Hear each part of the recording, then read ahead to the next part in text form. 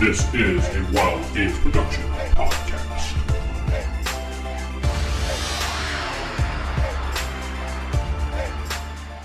In 2009, a bunch of fans got together based on one man's idea, thinking that it would never reach the light of day.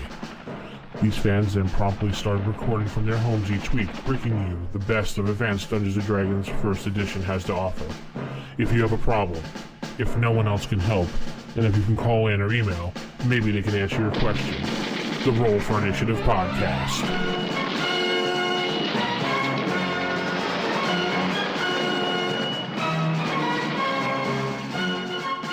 Hey folks, DM Vince here. Looks like we're in a special insert this week. We've gone through our vault, and we found an old episode from Blackstone's vault where he was doing a review for us. It's a good, about 20-30 minutes here, but it's a good review of C2, so we figured you'd like to sit back and listen to this as one show as a special insert. If you don't like it, you can obviously skip. Wait for our show again next week. Enjoy, folks. Blackstone's Vault.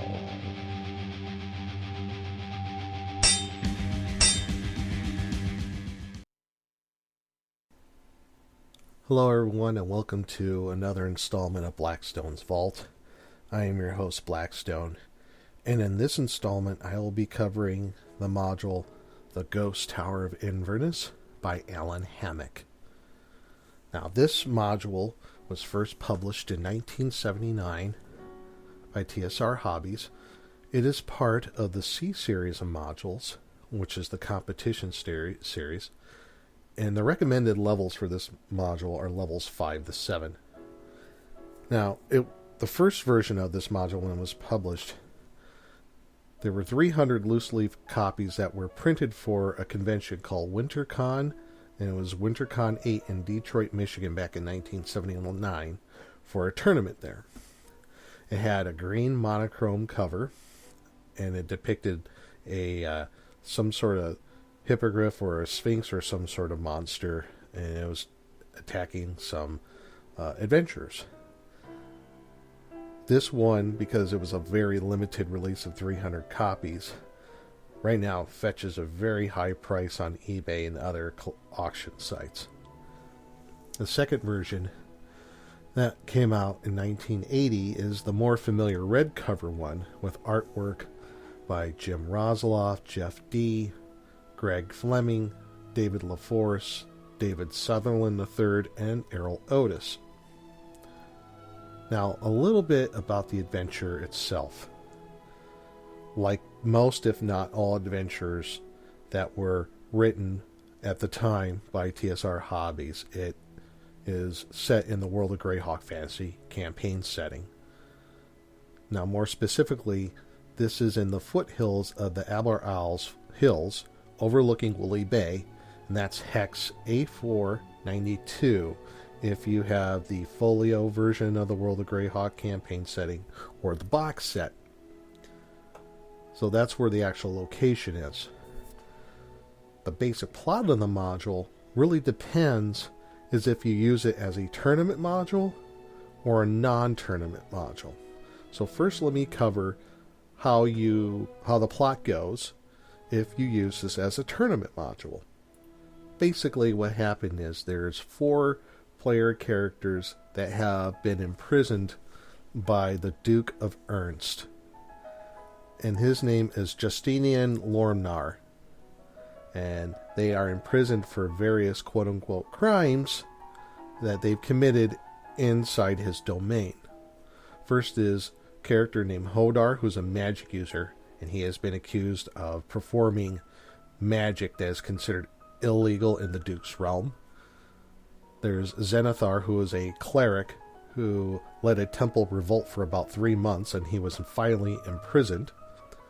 There's Lembu, who is a fighter who was employed as part of the Duke's Guard. He got in a barroom brawl with the captain of the guard and subsequently killed the captain of the guard and 11 of his men-at-arms.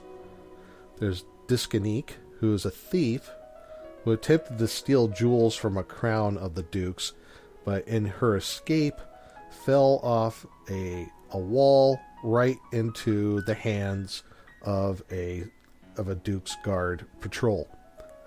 Now the last one, the fifth one, is not a prisoner, but is an indentured servant to the Duke, and this one is Lihon, who is a monk, who, as far as I know, is the only player character, pre-generated player character that has been created for a module that is a monk. And as I said, they're indentured to the Duke, so her monastery doesn't have to pay taxes to the Duke for a year. Now the Duke is basically giving them a choice. Either A, you could stay in the dungeons for the rest of your lives, or maybe be executed. It's not really clear how that's done.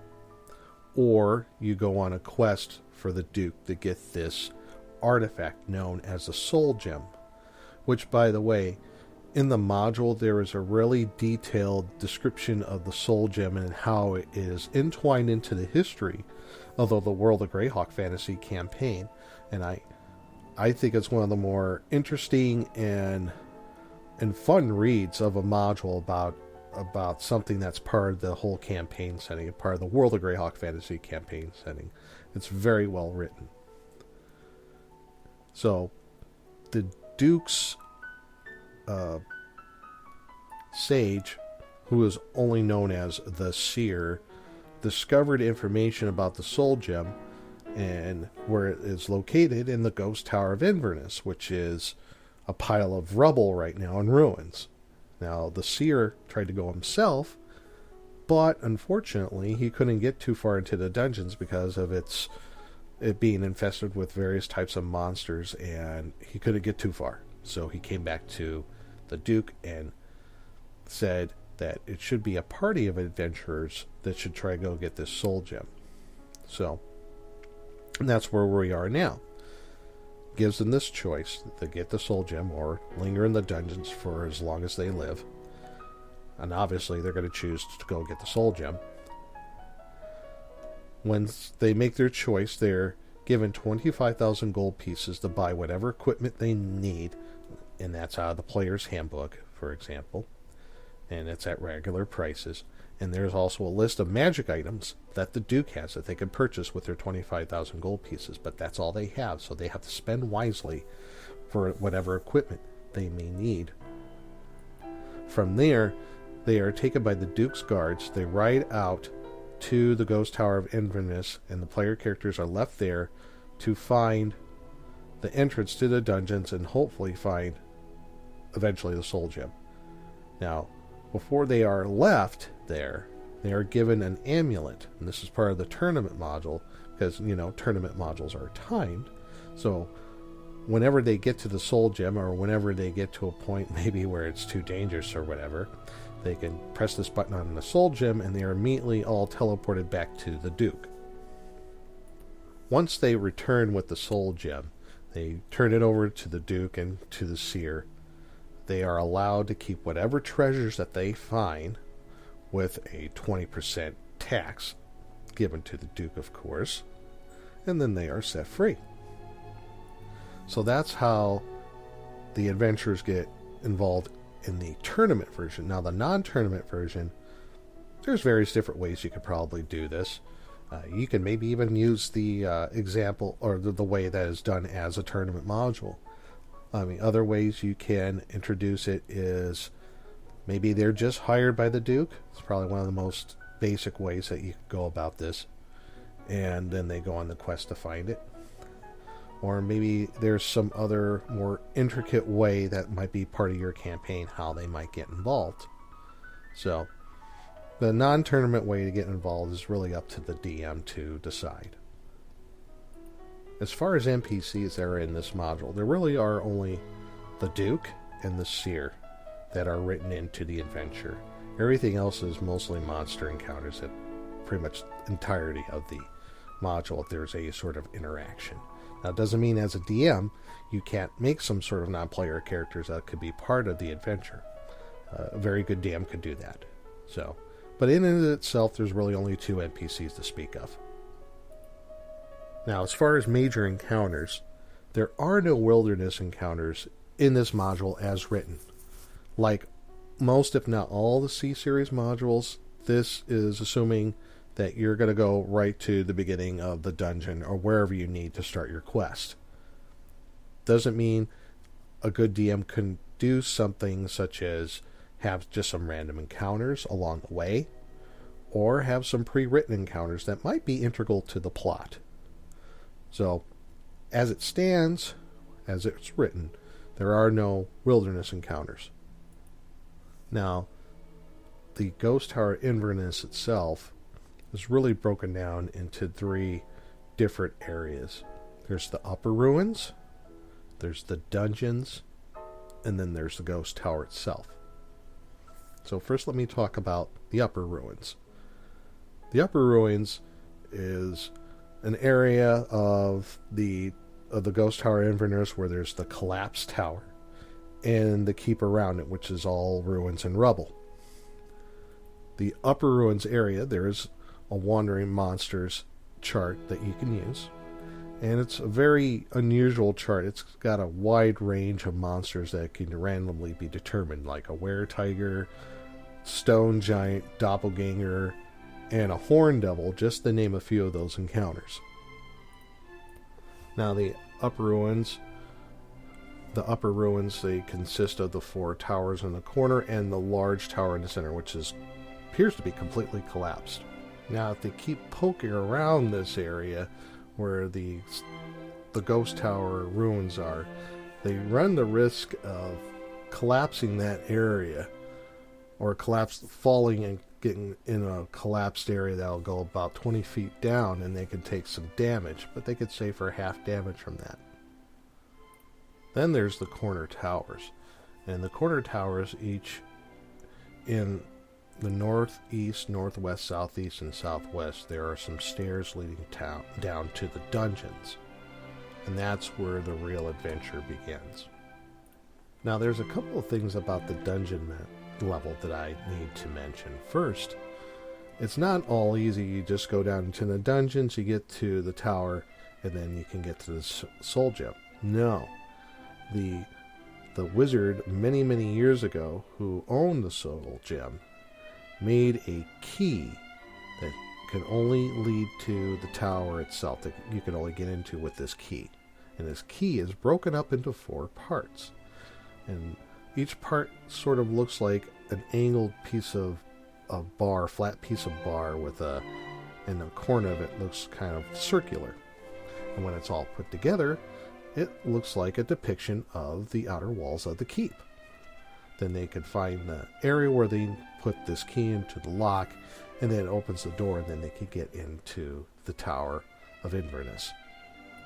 Now, each key is located in a specific room inside the dungeon, and there is a particular sort of trap or encounter that the player characters have to overcome to get the key.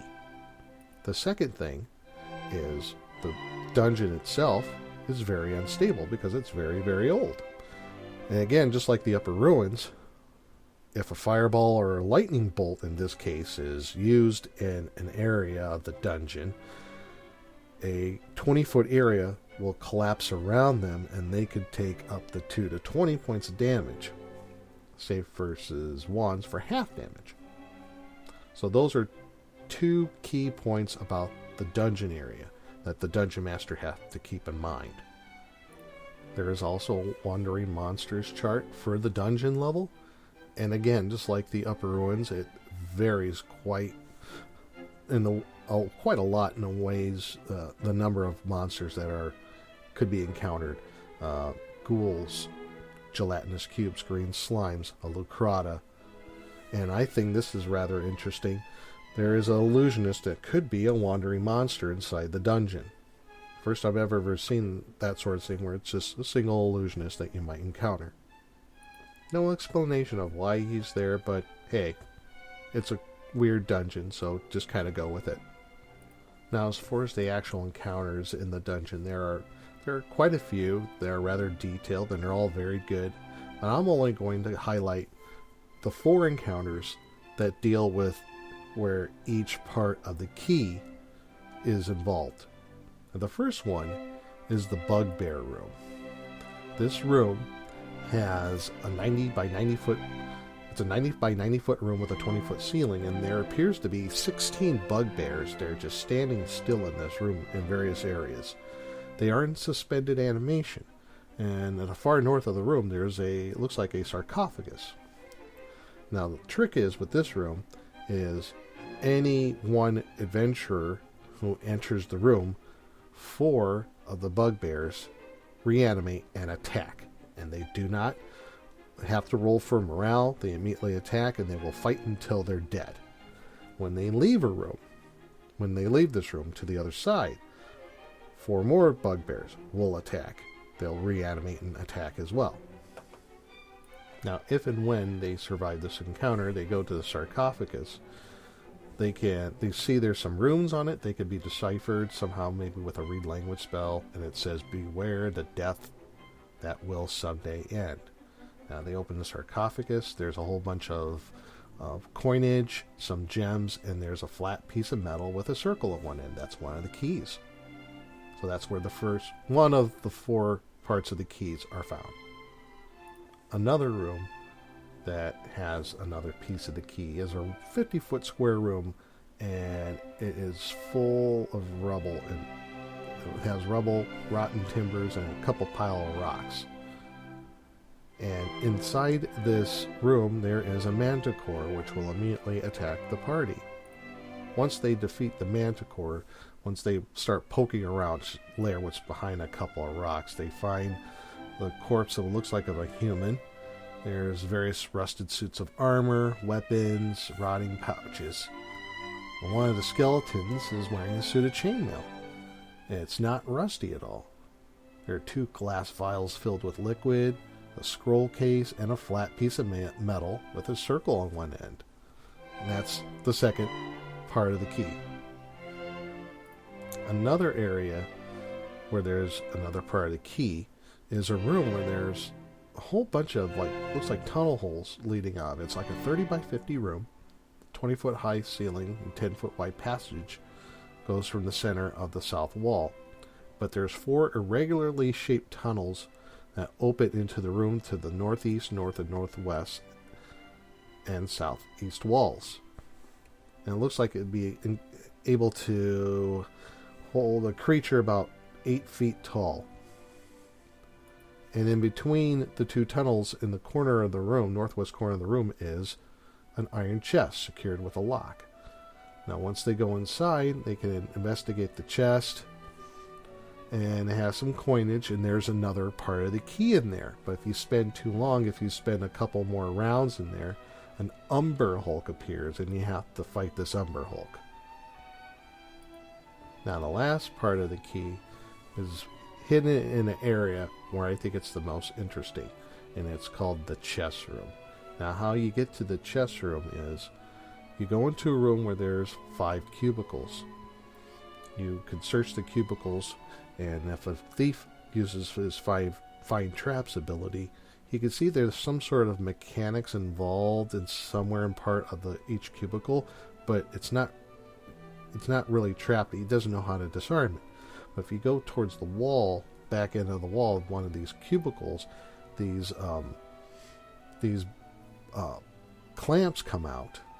They clamp the character down, and they're transported across a small tunnel to an area where it appears to look like a chessboard. Now, wherever the character is transported to, and where they land on a chessboard, coincides with how that chess piece moves. So, say for example, if you go to area A on the chessboard when you're transported, you must move like a rook. B and E, you move like knights, C like a king, and D like a bishop. Now, the reason why you have to move like the chess piece of the place you landed on is if you don't, you can see this chessboard and you move along. If you just move along normally, that square will glow red, and you'll immediately take 5 hit points of damage, and then it'll glow white again. If you move the correct way across the chessboard, you can see that each space will turn a white color, will glow white, and you can move along and not take any damage. Now, there's a ways around this. You could fly, levitate, teleport, but the catch to this is, if you do any of those sorts of things, or climb walls, whatever it may be, the Dungeon Master has to note where they stopped moving normally across the chessboard. Because on the other side is a statue. This statue is about 7 feet tall, and it depicts a handsome man. His left hand is resting on the hilt of a longsword, and his right arm is outstretched, palm down towards the center of the east wall, as if in a greeting or a warning. Now, if you get to this statue and you touch it, you will no longer take any damage on the chessboard, and you can move about the room freely.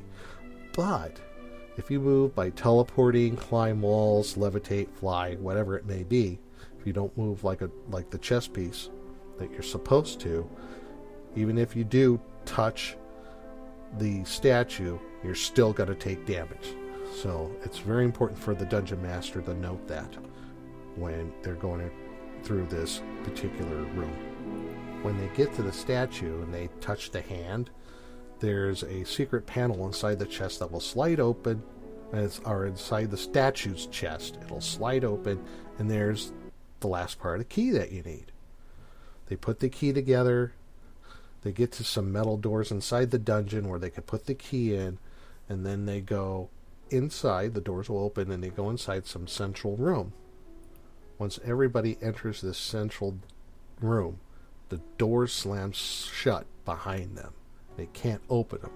The Dungeon Master quietly counts to 10 in his head, and they feel themselves slammed to the floor of the party, and colors swirl before their eyes, their stomachs churn, and suddenly the pressure stops. And then they notice a 5-foot diameter hole appeared in the center of the ceiling that was not there before. And what happened is they were transported back in time when the ghost tower itself was intact. And this is where the actual part of the ghost tower adventure begins. There are 5 levels to the ghost tower, going from bottom to top, and they start at the bottom. The first 4 levels are representations of the 4 elemental planes: air, earth, fire, and water. And you first start by going to the air level. On the air level, you fight a Hierarcho Sphinx, maybe some Pteranodons, and then you have to rush across to get to a ladder that'll take you up to the next level. So either run across or you gotta fight. The next level is the earth level, and you get to here, and it sort of looks like a garden or a forest with a path that you have to walk through. Now, along this path, the adventuring party is attacked by none other than Sioux monsters, and as far as I know, this is the only adventure I've seen where Sioux monsters appear as an encounter itself. Interestingly enough, though, knowing about Sioux monsters and their psionic, it does say in the entry for the Sioux monsters, it says, note that the tower is so far back in time that these Sioux monsters lack the psionic powers of their descendants. So really, they're just kind of harassing them with their normal abilities, not their psionics. I just find that interesting. That was written into the module, and I think that was kind of a way of saying, let's not deal with psionics, let's just assume that the Sioux monsters aren't evolved enough that they have it, since they went back in time. But Sioux monsters are nasty in itself because they're 5+5 hit dice creatures, and they get 5 attacks around. So even without the psionics, I think the Sioux monsters are pretty nasty.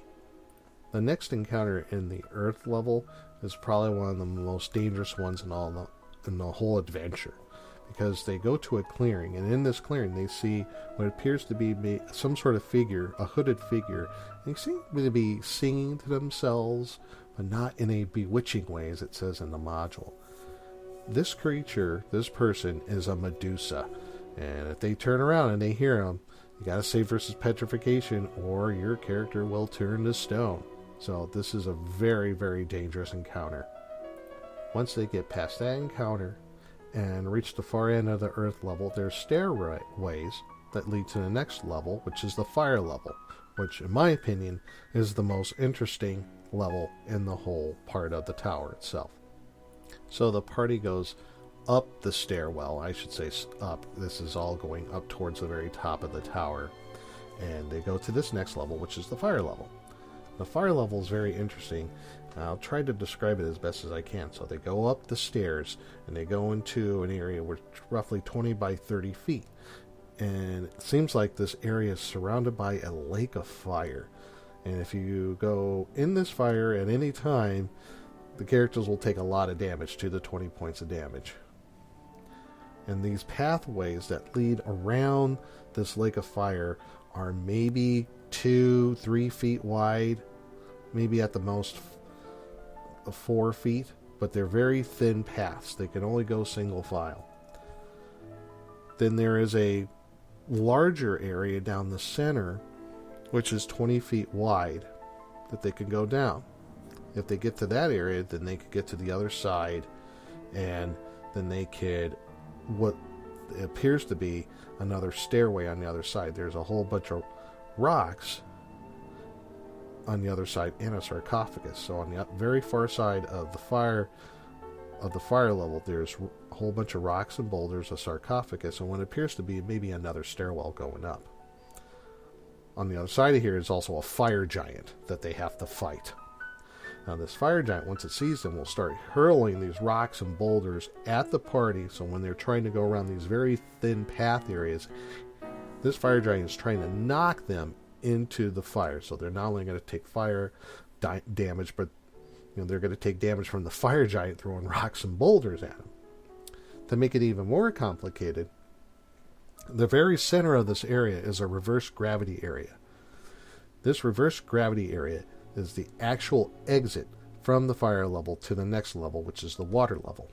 The fire giant knows about this reverse gravity area and will throw rocks around it. And won't ever throw them through the reverse gravity area so as not to give it away.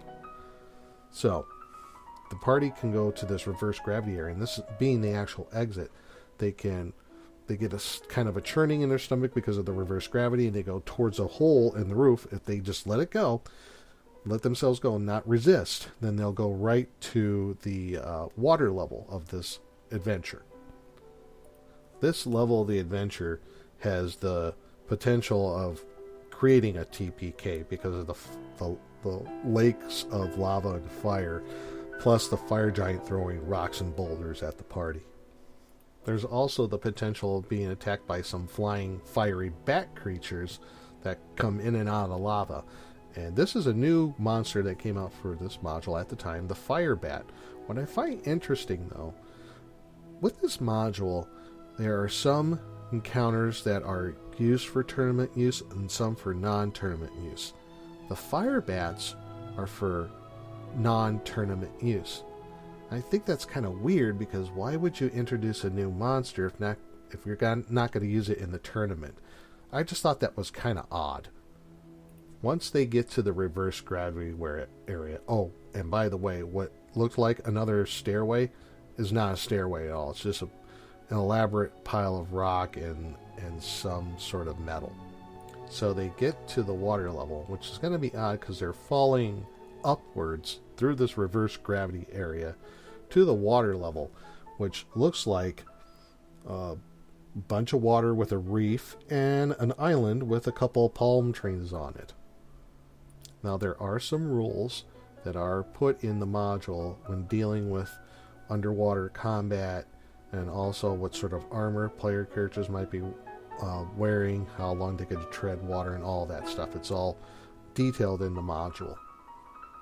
Now I would think most of players, when they see the island, it's like, man, we got to get to the island. Maybe that's where we need to go. Well, there's really nothing on the island except some palm trees, maybe a rock formation, and that's it. Where they need to go is across the reef. Across the reef, there is a hatchway where they have to open it, and then they get to the actual gem level. Part of the problem is when they get to this hatchway, not only being it underwater on the reef, is near a lair to a very unusual monster. Now I want to make sure I pronounce the name right because it's rather unusual. It's still out of the monster manual. It's just the first time I've ever seen this used in an actual encounter in a module. It's those weird, intelligent manta ray-like monsters, the Zikzicha Chittle. I think that's how it's pronounced, but don't hold me to that. I believe it's pronounced Zikzicha Chittle. They're those weird, intelligent, evil manta ray type monsters. So whenever the party gets within 40 feet of their lair, they will attack them. Or when they get to the hatchway, which is 40 feet away from their lair. Now the party either evades them, kills them, and then gets through the hatchway. Gravity reverses again, and then they're finally in the last room, the jewel room, where the soul gem is kept. The soul gem is in the center of this room at the top of the tower. And when they see it, there's like a flash of white light that comes out of the soul gem in a random area. And the key is not to get hit by this white light if you can. And it's totally randomly determined by the dungeon master in a non-tournament form. In the tournament form, it's already been predetermined for you. And it's split up into 8 different segments according to the different facets of the soul gem. Now, if a player character or player characters are in a section where the soul gem emits this white beam of light, this is what happens, and I quote, "When the white light strikes the victim, he or she screams horribly, a long, drawn-out wailing scream. As your vision clears, an image of the character, pale and ghostly, streams out of the body and towards the soul gem, getting smaller the nearer it gets. As the image shrinks in size, the volume of its screams diminishes. When it reaches the gem, there is a burst of radiance, and the image is gone. The character's form lies motionless on the floor. The body is dead white, as all the character's possessions." So it sucks the soul out of the character. If you fail a save versus petrification, your soul is sucked out into the gem. This is, again, another TPK potential situation. So what if the player characters or whoever is left gets to the soul gem? Well, it doesn't end there. The soul gem is covered by a 20-point field of magical force that you have to break through. And each time you hit it, guess what?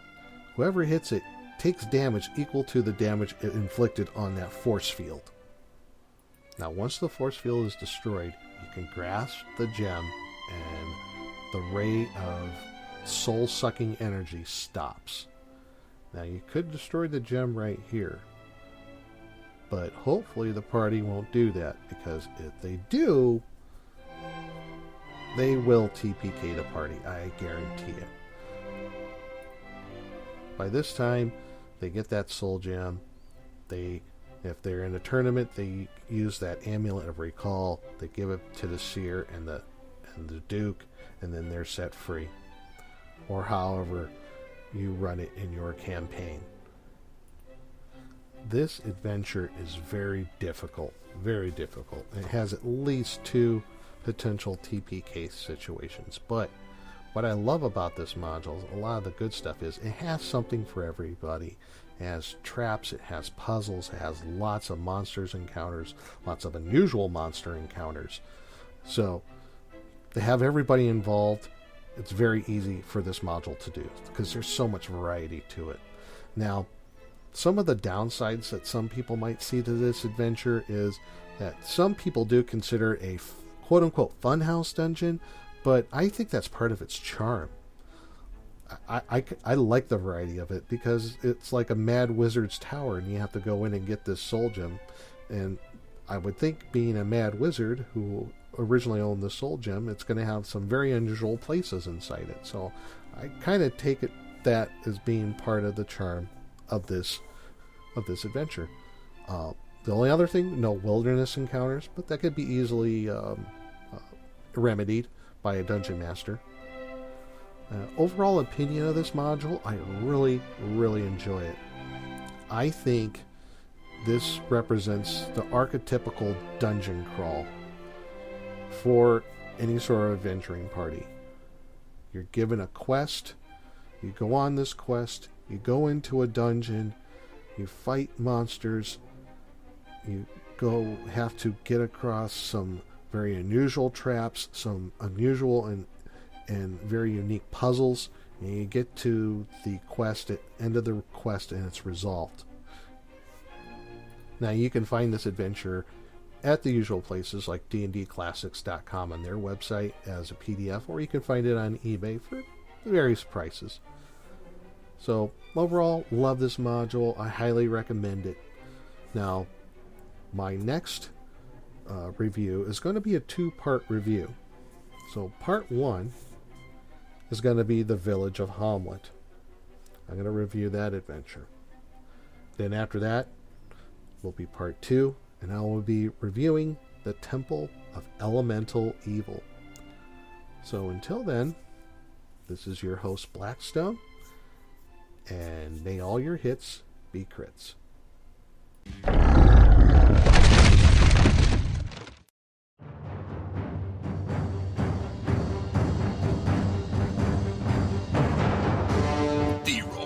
Podcast is a production of Wild Games Productions in association with D20Radio.com. You can visit us at RFIPodcast.com or contact us on our forums at OSRGaming.org or even by calling us at 570-865-4210. This podcast is produced for entertainment purposes only. All other uses are prohibited. And remember, if your magic missile spell doesn't automatically hit, you're playing the wrong edition. Thanks for listening, and we'll see you next time on Roll for Initiative.